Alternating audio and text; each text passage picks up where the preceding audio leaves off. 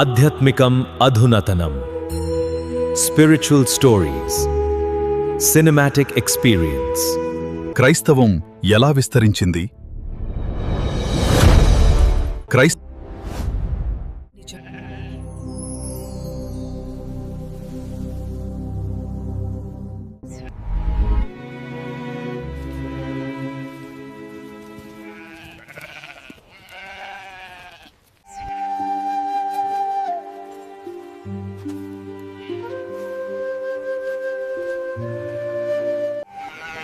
ఈ గొర్రెలకు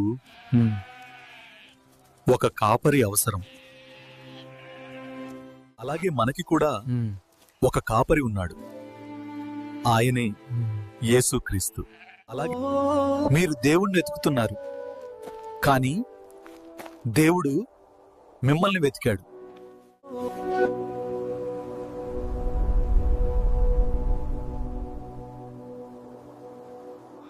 ఒక సాధారణ స్థలంలో ఒక అసాధారణ జీవితం మొదలైంది.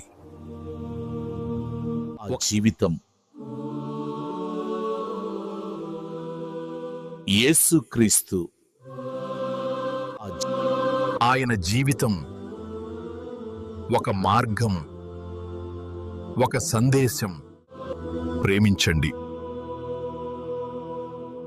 మీ శత్రువులను కూడా.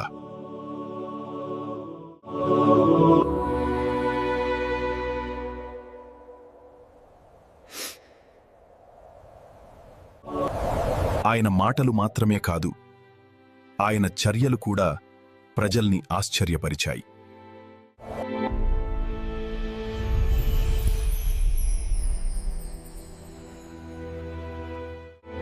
పేదవారితో జీవించాడు, బలహీనులకు బలమిచ్చాడు. కొంతమంది ఆయన్ను నమ్మారు, మరికొందరు ప్రశ్నించారు. ప్రేమను బోధించిన వ్యక్తిని సిలువ వేశారు.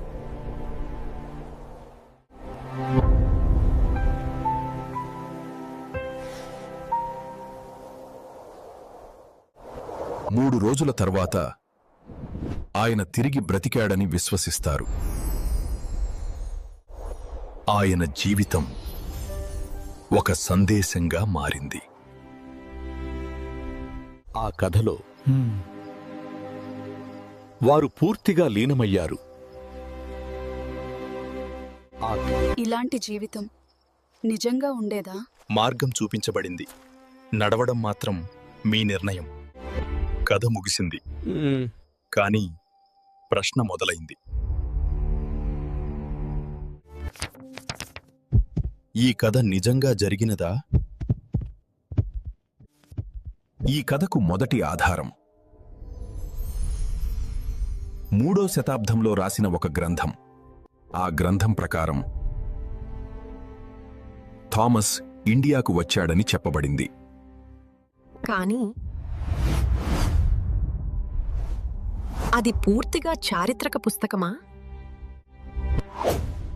ప్రత్యక్ష పురావస్తు ఆధారాలు మాత్రం ఇప్పటి వరకు స్పష్టంగా లభించలేదు. కొంతమంది నమ్ముతారు, మరికొందరు ప్రశ్నిస్తారు. కానీ ఒక విషయం మాత్రం స్పష్టం: వ్యాపార మార్గాలు ఈ ప్రభావానికి దారితీశాయి. కథ ఇక్కడితో ముగియలేదు.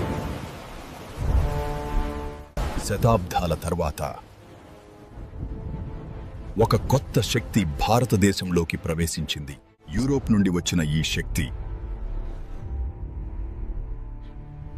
వ్యాపారం మాత్రమే కాదు, మత ప్రభావాన్ని కూడా తీసుకువచ్చింది.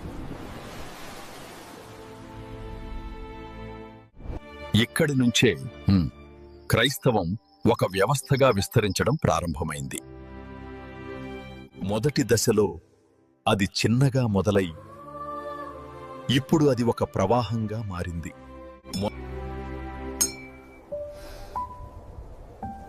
ప్రతి ఒక్కరి నిర్ణయం ఒకేలా లేదు, కానీ భారతదేశ చరిత్రలో ఒక కొత్త మతం చాప కింద నీరులా ప్రారంభమైంది. ఇంకా పూర్తిగా బయటపడాల్సి ఉంది. ఒక కథతో మొదలైన మార్పు